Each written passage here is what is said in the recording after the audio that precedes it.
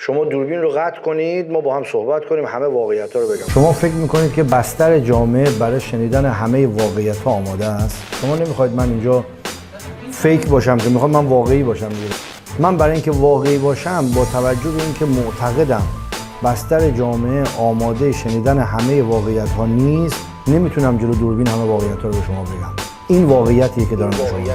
مگه رهبری خودشون نفرمودن که بعضا این صلاحیتایی که اتفاق میفته ممکنه که ایشون اونجا نباشه، دلیل نداره جای دیگه هم به درد نخوره. من اعتقادم اینه که همه واقعیت‌ها رو در همه زمان‌ها نمیشه. معتقدم که شهرهای زیر 200,000 نفر شورای شهر فقط موزله.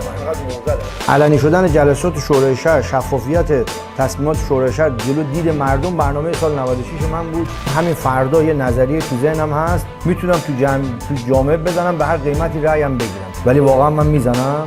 اگه دیگران میزنن من نمیزنم، چون من همه چیم انتخابات نیست که.